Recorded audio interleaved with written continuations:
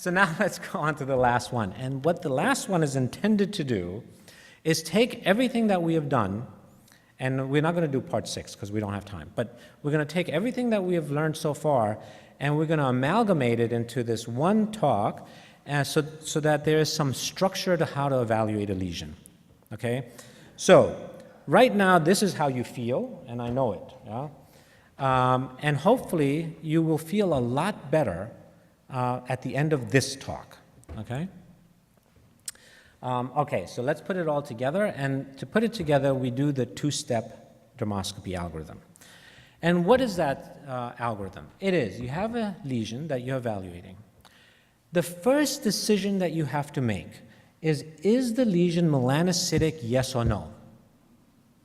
Okay, if it's melanocytic, you are now going to leave step 1, and you're going to enter step 2, and in step 2, your only concern is it a lesion that is a nevus, a melanoma, or something suspicious that you're either going to biopsy or monitor? That's it. So if there are milious cysts here, if there's arborizing vessels there, if there's comedor-like openings there, it doesn't matter. You have left step 1. You are only talking about the melanoma and all the structures we listed in lecture 2, the melanoma and 3. So the melanocytic structures and the melanoma-specific structures. If it's not a melanocytic lesion, then you have to see, does it fit one of the non-melanocytic lesions? But it's now still step 1, okay? And in that, you have to decide, is it a dermatofibroma, a seborrheic keratosis, a clear cell acanthoma, or a hemangioma? And in the malignant side, it's basal cell carcinoma and squamous cell. That's all step 1. Okay, so is the lesion a melanocytic tumor, yes or no? You already know now the features, right? Network, aggregated globules, streaks in homogeneous blue makes it melanocytic. On volar skin, it's a parallel pattern. On face, it's a pseudonetwork. That makes you committed down to step 2 in melanocytic. So, as a reminder, step 1, here are the ones. Network can be pigmented or negative.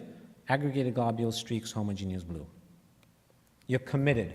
So I don't care if there are milious cysts here. I don't care if there are comedors here. I don't care if there's an arborizing vessel here, right? Those are not entering into my thought process at this moment.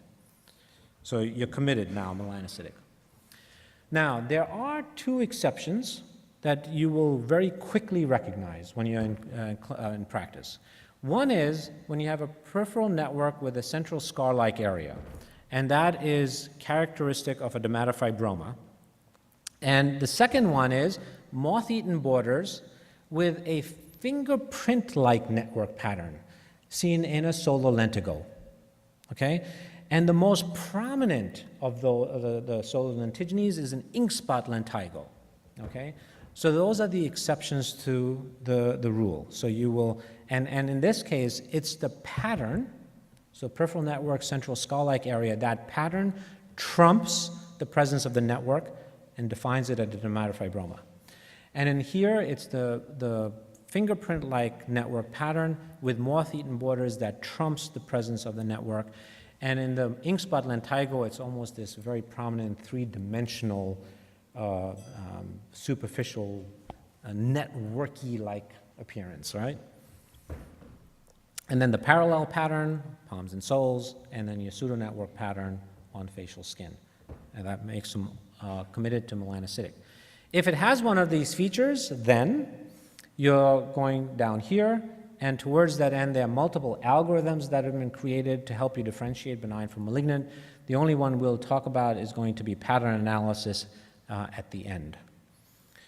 Now, if it does not manifest any of these structures, then you're now looking at your non-melanocytic group, and you're going to look at, does it have any features of dermatofibroma, basal cell, subcare, hemangioma, clear cell, or squamous cell in that order. Okay, dermatofibroma, peripheral network, central skull-like areas, 70% of dermatofibromas manifest that pattern. Now, that means 30% of dermatofibromas don't, okay? And there was a paper that showed 11 different patterns of a dermatofibroma, okay? You don't have to memorize them at all.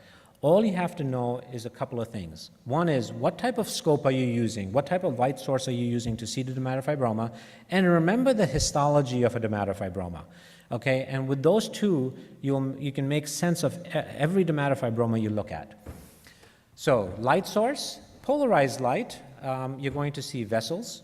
And so, just as a moment, dermatofibroma, collagen stroma with lots of vessels, right? That's the histology. Dirty feet is your DE junction, broadened reedy ridges, okay? So, with polarized light, vessels and the collagen, so you're going to see crystalline structures, right? Those are going to be absent in your standard dermoscopy. Now, in the paper that was published, this was one pattern, this was another pattern, and this was another pattern. They're all the same. It just depended on the light source. Central scar-like area, dotted vessels and shiny white streaks, and you had your central pink hue because of the vascular flow, increased vascular volume within the dermatofibroma. So the histology, we already talked about the histology, so you have this collagen stroma, increased blood vessels, your reedy ridges that are hyperpigmented, that's known as the dirty feet. And so, again, won't belabor the point, and the histology of a dermatofibroma. And everything now is going to make sense. Standard dermoscopy, you're seeing the dirty feet, that's the network. That's the reedy ridge pattern with hyperpigmentation. You're seeing the collagen, the central scar-like area. If you put polarized, you're going to see crystalline, and you're going to see also little blood vessels through the lesion. If you don't contact the lesion and you use polarized non-contact, you're going to see a pink hue because there's increased vascular volume within dermatofibroma. And if you look closely, you will see lots of blood vessels as well within a dermatofibroma. And because of the dirty feet, because those are your broadened reedy ridges here, think of this now. Here's your broadened reedy ridge.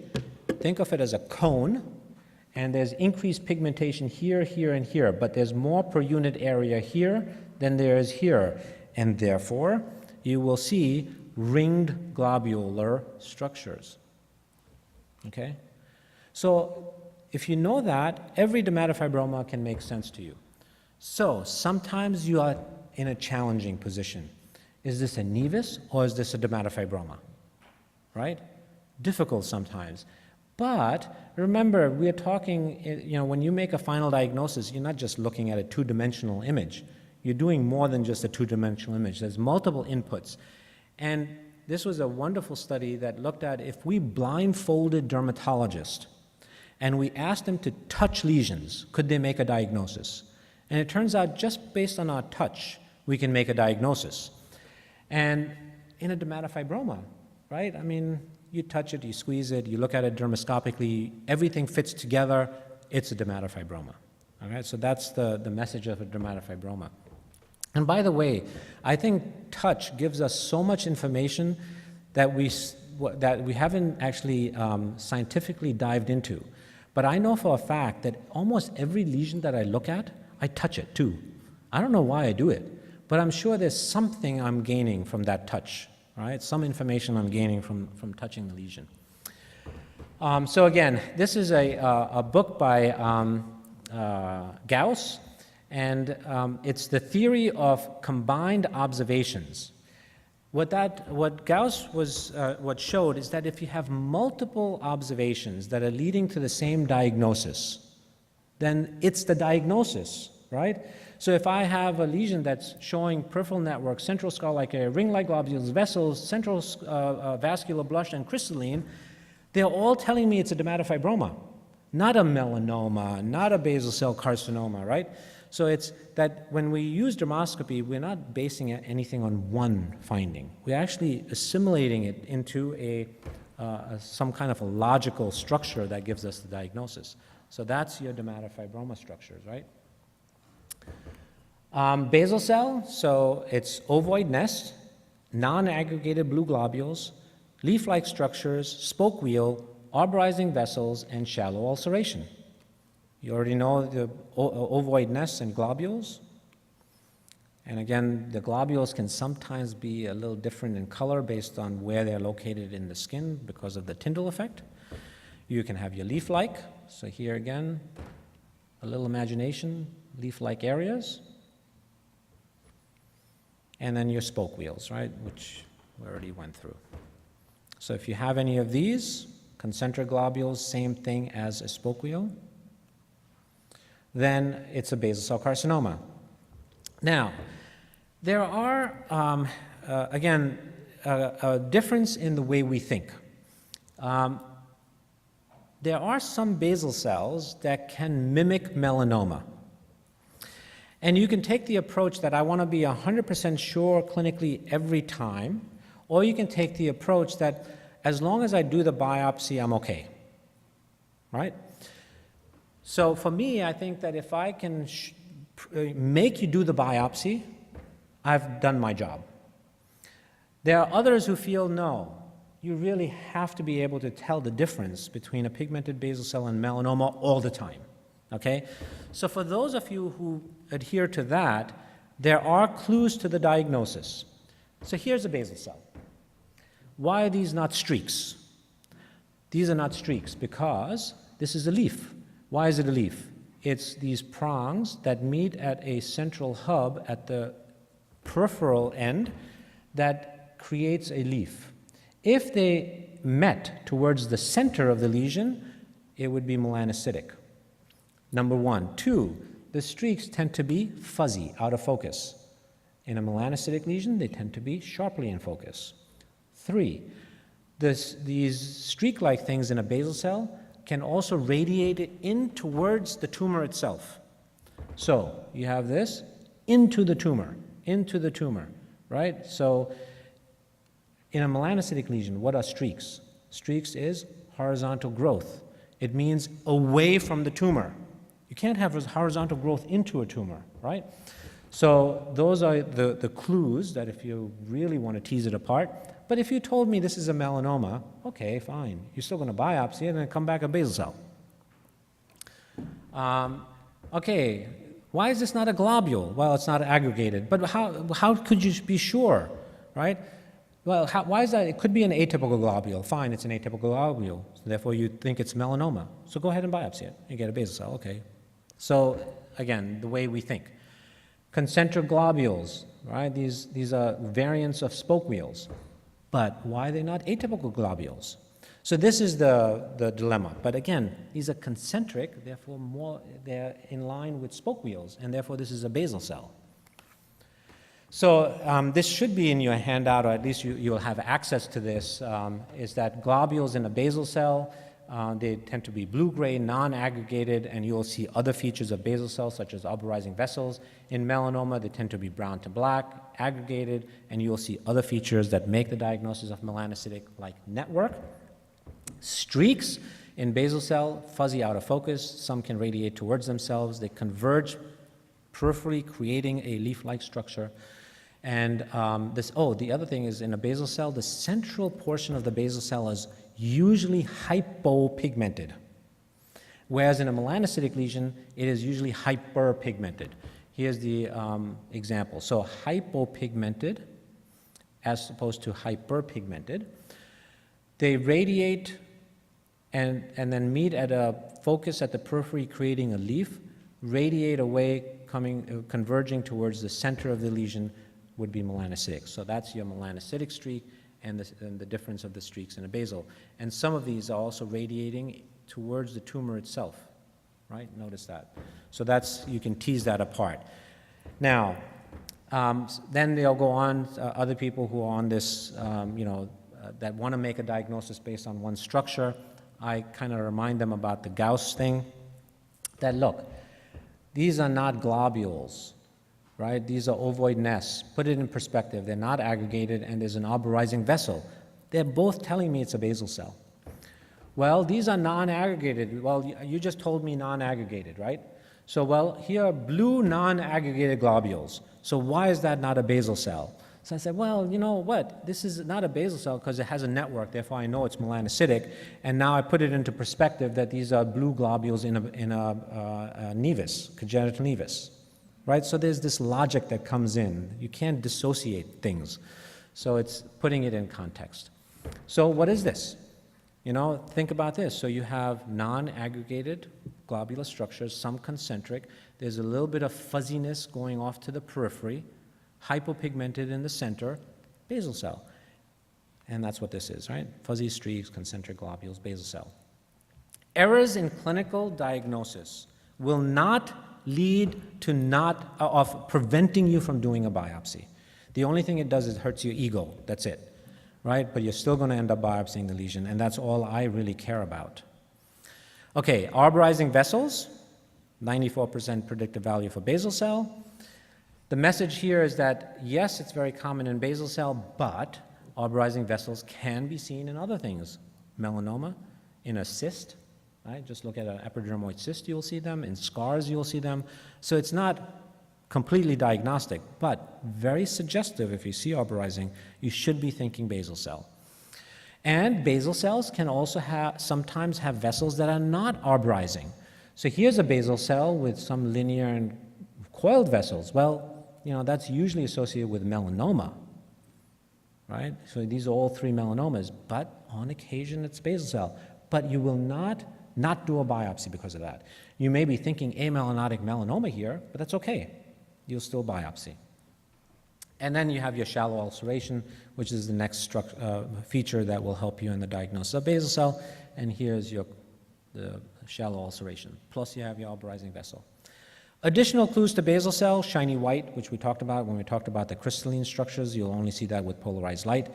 And this is the same pigmented basal cell, but notice all the crystalline structures with polarized light that you can't see with standard dermoscopy. And that's just, again, showing you that about 50% of basal cells will have that shiny white structure seen on polarized light.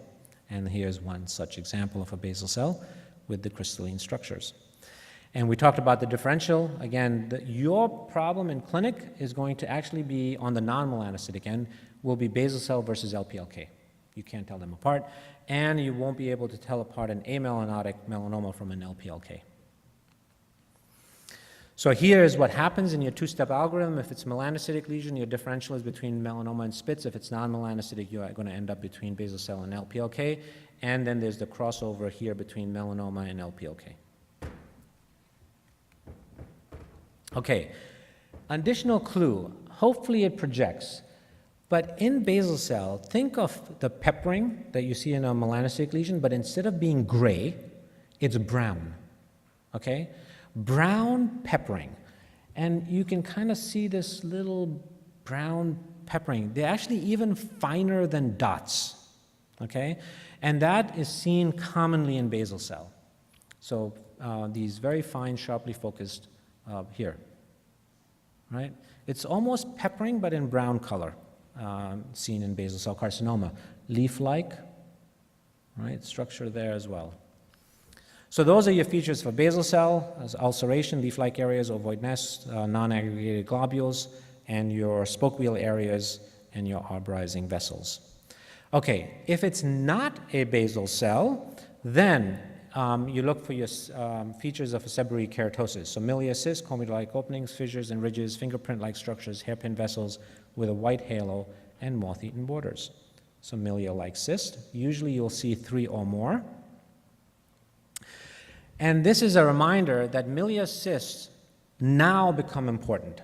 They were never important before in your diagnostic thought process. It's only after you have exhausted everything I've said so far that they now become important. So in a melanocytic lesion, they are not important really. In your non-melanocytic lesion, they are important only after you have ruled out basal cell. Here is a lesion, okay, and if you notice here in the center, there are lots of milia cysts and comedor-like openings. But knock that off, and what do you see? Network. It's a melanocytic lesion. Forget the milia cyst, okay? The fact that you have a network makes it melanocytic, and therefore I don't care about the milia cyst. I have to evaluate it for melanocytic, so I have a network. Here I have irregular vessels here, and therefore I have to be thinking melanoma, and this is a melanoma, okay? With SK-like features. This, non-aggregated globules, concentric globule, kind of a leafy structure, lots of milia cyst, but it's a basal cell. And it's only after you've ruled out those two, that's when the miliary cysts become important. So miliary cyst comedontic openings in a seborrheic keratosis. Fissures and ridges creating a cerebriform pattern. Another example would be another diagnostic feature of a seborrheic keratosis. Fingerprint-like network pattern here. So they don't really mesh into a beautiful network. They're kind of stringy, fingerprinty-like in their appearance. Would be a Septcare solar lentigo. And then hairpin vessels with a white halo. I'm sure you can see them now. If not, I'll zoom in a little more. If not, I'll highlight them for you and then remove the highlights. And so those are your hairpin vessels, very commonly seen in seborrheic keratosis as well. And then lastly, you have your moth-eaten borders, seen in lentigo seborrheic keratosis. And again, moth-eaten borders, multiple miliary cyst. Additional clues. One is sharp demarcation. We know that we use that clinically because we take our nail and we push against the Septcare and we know it's like sharply demarcated. So sharp demarcation is an additional clue. There are structures that people have called network-like structures or fat finger-like structures. And they say, well, you know, how do you know this is not a network of a melanocytic lesion? Well, I know it's not because I know that I can actually look at this lesion without the dermatoscope. And if I look at this without a dermatoscope, I can actually see all these little comedon-like openings, and I know that each one of this is a comedon-like opening, and this is actually a ridge, and it's interconnecting, creating a network. So on a two-dimensional image, it can sometimes look like a network, but the minute you look at it clinically, you know this is not. It's a raised lesion with lots of comedon-like openings, okay? So that's a network. These are comedon-like openings with the ridges around it, creating a network-like pattern. And these are also ridges, okay, and of a seborrheic keratosis. And again, they can sometimes mesh together, creating a network-like structure. But if you look at it on the clinical level, you will not confuse a network for the ridges of a seborrheic keratosis. And so this was a study that looked at seborrheic keratoses with these dots and with blue-gray structures, whitish veil as well. Saying that sometimes it can be difficult to differentiate them from melanoma. And here comes the issue of blue-white veil. Blue-white veil is not important if you think the lesion is non-melanocytic. It is only important if it's a melanocytic lesion. Then it becomes a melanoma-specific structure. And so here is the classic challenging lesion. Globular-like structures, maybe fat fingers, there's a little bit of a bluish veil, there are a couple of miliary cysts. What do you do? And so these are the seborrheic keratoses we end up biopsying are lesions that look like this, okay? So it's very, very difficult sometimes to tell a Septcare from a melanocytic process, okay? And so there is a benign to malignant ratio that in cancer centers runs around 5:1, so 5 benign lesions removed for every one for every one melanoma found. And out of the 5, most of them are dysplastic nevi, and then after dysplastic nevi, the next most common is seborrheic keratosis, but it's this type of Septcare, and this happens to be a dysplastic nevus. So the lesions that are being removed in this 5 are lesions that look like this, okay? Another clue to help you make a diagnosis of a Septcare is known as the wobble test. And if you can just play this video, a melanocytic lesion, if you slide the dermatoscope back and forth, the melanocytic lesion wobbles, right? So you have horizontal pressure across the lesion. So it's a wobble. Whereas a seborrheic keratosis, if you play this video now, if you watch very closely, it doesn't wobble. It actually, the entire thing slides. Right, the whole thing slides. And based on, you know, where in the skin it's located, you kind of know why that is. So if it slides across the skin, it's a Septcare. If it wobbles, then it's melanocytic. So those are your features of a Septcare: miliary cyst, comedon-like openings, hairpin vessels with a white halo, the ridges and fissures that creates a cerebriform pattern or sometimes a network-like pattern if you're looking only on a two-dimensional view, moth-eaten borders, and your fingerprint-like structures. And then you have your vascular lesions with lacunae, which can be brown, maroon, or dark in color. And lacunae will almost always have whitish septae that separates them. These saccules are separated by these septae. So here's your classic cherry hemangioma. And the caution about the septae is that if you have a lesion without these whitish septae, be careful. So here are lacunae-like structures, but notice there's no septae at all. This is a hemangioma. This is a melanoma. Okay, so that's a little clue that the septae are actually an important part of the diagnosis of a hemangioma. And then you have the thrombosed angioma, which is just pure black, and angiokeratoma, which has red lagoons, brown, black lagoons, blue-white veil, and a pink halo. So you'll have all of those features. So pink halo, different colors of lacunes, and a blue-white veil. So here's your angiokeratoma, different colors of the lacunes. Notice the bluish-white color and the pinkish halo. And then if you had no blood within these spaces, you can actually think of the same structures, but without blood, becomes a lymphangioma. So here are the same lagoons seen in a lymphangioma. Sometimes you can get lucky, and you can have a little bit of blood intermixed. And then a cool thing to do is find the dependent position for the patient, and you can actually see the levels, the fluid level. So the blood settles down, the lymph is above. Yeah, so you get the fluid levels of the blood, and so again, lymphangioma. And so in this lesion, you had this was a lymphangiocircumscriptum. You have your classic angiokeratoma-like lesions, you have your hemangioma-like lesions, and you have your just lymphangioma-like structures. And then clear cell acanthoma are your dotted vessels, glomerular vessels in a serpiginous fashion, which we already talked about.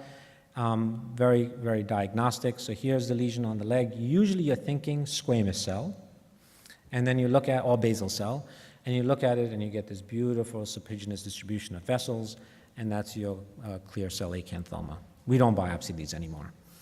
Squamous cell carcinoma are the following features: your glomerular vessels focally present within the lesion, hairpin vessels often seen. You'll have keratin pearls, which I'll show you an example of. Under polarized light, you will see this very, very tiny structure known as a rosette, also known as a clover pattern, but it's, I call it the rosette, and brown dots aligned linearly at the periphery of the lesion. So glomerular vessels, we already talked about. So here are these coiled vessels. There's also yellow keratin. Here are your glomerular vessels. They look like the glomerular apparatus of a kidney. That's where the term comes from. Another lesion, notice the glomerular vessels, focally present, scale crust. Hairpin vessels with a whitish halo. Actually, we're going to skip this. Again, here's an angiokeratoma with these vessels. Keratin pearls, seen in well-differentiated squamous cells, keratin pearls. And here's one on the ear. You can almost see them clinically. These are not comedor-like openings. There's actually epidermis over them. And so those are your keratin pearls. And histologically, they consist of well-differentiated squamous cells. All right, so pearls seen on the dermoscopy, really seen in well-differentiated squams and keratoacanthomas. Rosettes, here's a rosette, only seen with polarized light. So non-polarized, polarized. And here, lots of little rosettes. All right, so these rosette structures, squamous cell. You can see them in actinic keratoses as well. Here, a lesion on the scalp. And with standard dermoscopy, you just see this ostial opening, and in this pattern was called the strawberry pattern. The same lesion, if you look at it with polarized, will give you rosettes. 1, 2, 3, 4. 1, 2. So rosette structures with polarized. And why that occurs has to do with the optics of light and it has to do with a pinhole, which is the osteal opening, that is cloudy. Why is it cloudy? Because it's filled with keratin, and that creates the perfect conditions optically to create this effect of a rosette. And again, this is a study that was just published, just basically showing that's very commonly seen in AKs and squamous cells, okay? With that said, they can sometimes be seen in basal cell and in melanoma, but not to the extent as they're seen in squams and AKs. So that's the features seen in your squamous cell carcinomas. Now, if it does not have any of the melanocytic features and none of the 4 non-melanocytic, and we'll forget the squamous cell for now, then what do? Now you look at the vascular morphology, and based on the distribution, you can then still decide, is it non-melanocytic or melanocytic, much of what we have already discussed. So if it's vessels around the perimeter, not crossing the midline, it's sebaceous hypoplasia, so it's non-melanocytic, so you're putting into the non-melanocytic group. And so there you go. That's this one here. And then if you have this lesion that you've seen now multiple times, then you know that this is going into the melanocytic bin. So there you can, based on the vascular structures, still decide between melanocytic and non. But if now you can't, now you go to the non-specific structuralist. By definition, that's rule out melanoma. Okay, so not rule out melanocytic, it's rule out melanoma. Okay, and here it's either biopsy or short-term mole monitoring, and we talked about all of those caveats about short-term mole monitoring already. And the biggest one is that you never ever monitor a raised lesion. As long as it's flat, you can monitor. If it's raised and you are in that level of the 2-step algorithm, you're committed to biopsy. Okay, so here is a flat lesion followed over time, and it changed. It was removed in a microinvasive melanoma. And how comfortable are people monitoring? And there are actually now multiple studies that have been done to show that it is completely safe to monitor flat lesions. This is actually an attorney in New York that sues docs and is actually quite successful at it, but is my patient. Yuppie. But even in him, I'm okay. Yeah, I mean, and people get it. They understand the reasoning. He has hundreds of lesions, and you can't just go cutting out everything. So, you follow these select lesions if you can't make a diagnosis, and it's still okay. And if you look at this, nothing to diagnosis as a melanocytic from all the structures we've mentioned, nothing to diagnosis as non-melanocytic. That's why it's in that unknown zone. And so you rule out melanoma in this case by monitoring. So that's your 2-step algorithm that we have gone through. Basically touched upon every part. And so real quick, is this a melanocytic or non-melanocytic? How many say melanocytic? Excellent. It's melanocytic because it has a network. And this one, melanocytic or non-melanocytic? How many say melanocytic? How many say non-melanocytic? All right, so nobody knows. And so again, just a reminder, you're down here. Right? You can have a very dark lesion and still be down here at level 7. There is nothing there to help you make a diagnosis. By definition, you have to rule out melanoma. That's a nodular melanoma. Okay? So now, in essence, how do you differentiate nevus from melanoma? All the tools to accomplish this task you now have. We talked about all the structures that define the lesion as melanocytic and melanocytic, and we went through the melanoma-specific structures, right? And so, in essence, pattern analysis, the foundation for pattern analysis is now with you. And basically, pattern analysis is based on this concept that benign lesion, fortunately, manifests, or almost always manifests, one of 10 benign patterns, and these 10 benign patterns are symmetric. So they create this sense of ease, and we call it the beauty, or the beautiful part of the exam. And and all of the benign patterns, fortunately, show dermoscopic symmetry. Now, dermoscopic symmetry and clinical symmetry are completely different entities, and this is important for you to understand. So when you look at a clinical lesion, this is symmetric and this is asymmetric. Dermoscopy does not care about the silhouette of the lesion. It only cares about the content, the dermoscopic content.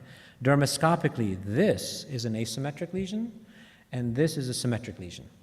So you can have a very weird-looking mole, but the entire mole is made out of network and nothing else, and it's a symmetric lesion.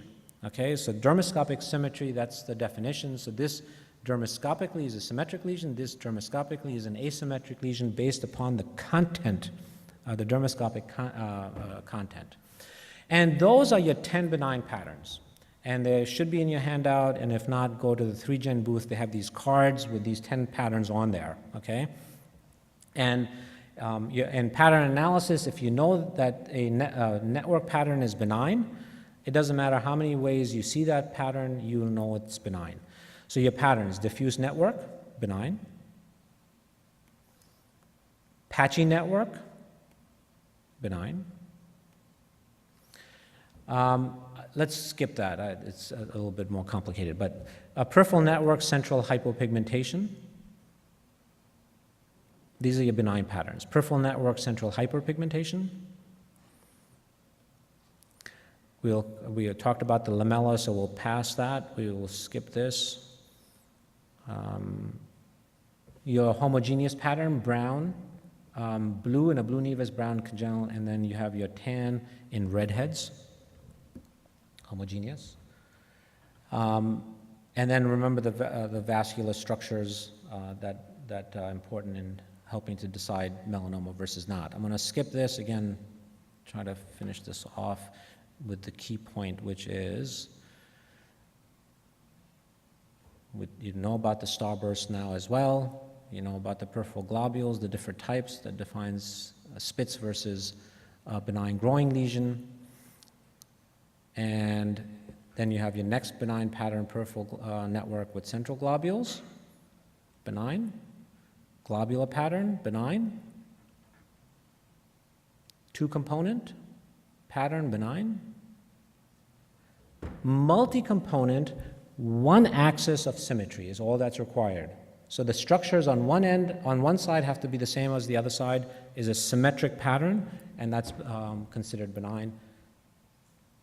Symmetry and distribution in the patterns present here and here is a benign pattern. And now the beast is anything that breaks one of these 10 patterns becomes concerning. So take these benign patterns and do anything to them that transforms them. Atypical network, irregular structureless area, irregular blotch, change the blotch to multiple different shades, or completely structureless, change the globules to irregular shape, size, colors, and distribute it asymmetrically, change these patterns to irregular globules, multiple blotches. Bottom line is that the patterns in melanoma are infinite. Patterns of benign, 10. Those 10 are all you need to know. And if the lesion breaks one of those 10 patterns and it has any of the 10 melanoma-specific structures that we talked about, the lesion is melanoma, you're committed to biopsy. You have to biopsy those lesions. So your management is as follows. Benign pattern implies that there are no melanoma-specific structures, and it adheres to one of those 10 benign patterns, and all you have to do is reassure the patient, send them home. If it deviates from the benign patterns, and it has a melanoma-specific structure, you have to biopsy. Done. And then on the other front, that's weird, I don't know why it came out like this, but if it has an overall benign pattern but no melanoma-specific structures present, but a melanoma-specific structure is present, and so this is a lesion where you're just a little unsure, right? That's where your mole monitoring issue comes in. You can either mole monitor or biopsy. It's just not enough to be 100%. You're leaning more towards benign, but I see one streak over there. I don't know, So you said, okay, I can follow that as long as it's not a palpable lesion. And if it deviates from the benign patterns and it has no melanoma-specific structures, that would be the other type of lesion and the same issue. But these are rare. Most of the time, it's clear-cut. It's benign, follows one of the patterns, has no melanoma-specific structures, and you're okay. So just to show you that in action, and that's how we will close with the next few slides. So this lesion, does it adhere to one of the benign patterns? Yes, it has a peripheral network with central hypopigmentation. Any melanoma-specific structures is the next thing you would ask yourself. It does not have any melanoma-specific. It's a nevus, nothing to be done. Lesion here, does it have a benign pattern? It does not adhere to any of these patterns, so it's not a benign pattern. Does it have any melanoma-specific? Yes, it does. What does it have? It has milky red areas. It has atypical little globules here. It has an atypical network, and therefore it has multiple melanoma-specific structures. That's a melanoma. Peripheral globules, that's a benign pattern right here, peripheral globules. It has no melanoma-specific structures. None of the melanoma-specific structures. It's a benign nevus. This one, benign pattern, no, doesn't adhere to any of them. And what's in here? No. It's very important for you to know this structure here. No one. Relative hypopigmentation meandering around with these slightly darker, curvilinear, brownish structures is a negative network. So negative network is one of the melanoma specific. So again, negative network is usually a subtle finding. It's not like in your face, right? So, it doesn't adhere to the benign pattern. It has melanoma specific, what? Negative network. And so based on that alone, it needs to be removed, melanoma. How about this one? Right? I'm leading you down a path, and the path is that the reason dermoscopy is so powerful is not to help you make a diagnosis of a melanoma I can make from here to there. It's to help you make a diagnosis of melanomas that are subtle, that the people without dermoscopy cannot make. That's where I'm leading you. What do you see in this lesion? It doesn't adhere to a benign pattern. What melanoma-specific structures? Look here. Focal streaks. Pinkish area, pink. Peripheral brown, tan, structureless area. You got 3 melanoma-specific structures in a lesion that doesn't adhere to a benign pattern. Melanoma, right? All right. And then you have this one. Does it adhere to a benign pattern? No. Melanoma specific, you bet. Tan structureless and peppering, regression. You got tan structureless regression. So you got 2 melanoma specific structures in otherwise nebulous lesion. Committed to biopsy, melanoma. All right, and then here, does this lesion manifest a benign pattern? None, right? This is with standard dermoscopy, polarized dermoscopy. These are actually tiny little white lines, lots of dotted vessels. Here you can see the white structures. So the crystalline structures, the dotted vessels, makes it concerning for melanoma. Crystalline dotted vessels, a little bit of a negative network in this lesion. So all of these means you're thinking melanoma. Now, any time that melanoma is your differential, what's the other thing in your that should be in your differential? Melanoma and Spitz. Anything that melanoma can show, a Spitz can show, and vice versa. Okay? And so in this case, this was actually a difficult lesion that we clinically said melanoma, but no matter how much it was step sectioned, it came back as a dysplastic nevus with focal severe atypia and spitzoid features.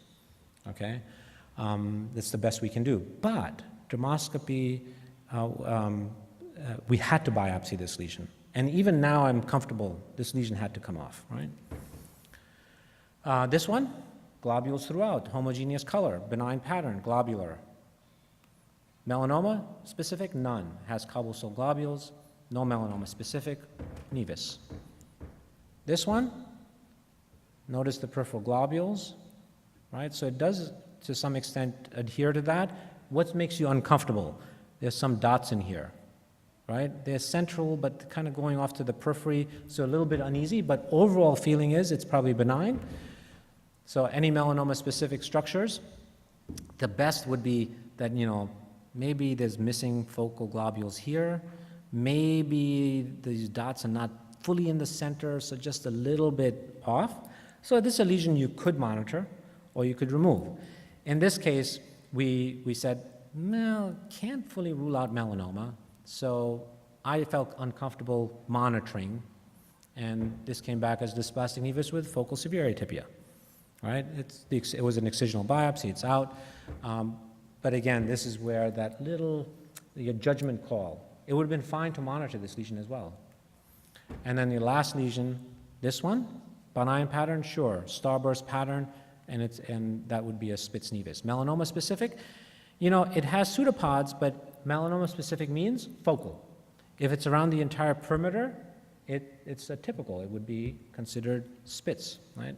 So this is, it's diagnostic of Spitz-Reed's type nevus. And so that was a Spitz nevus. So again, to learn more about this, go to these free podcasts that you can do at your leisure. As I said, they're about 5 to 10 minutes each.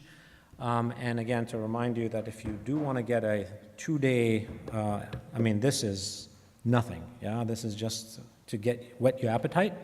But in essence, even in the 2 days, it's basically not this speed, right? This was really supersonic speed, but a little bit slower than the pace we went at now, but it covers a ton of stuff in 2 days. So it's 2 days from like 8 to 5 of nothing but dermoscopy to help you improve your diagnostic accuracy, in my opinion, really to make sure that you don't miss a melanoma, right? That's the main focus of what dermoscopy does. And with that, I thank you for your attention, and let's leave. Thanks.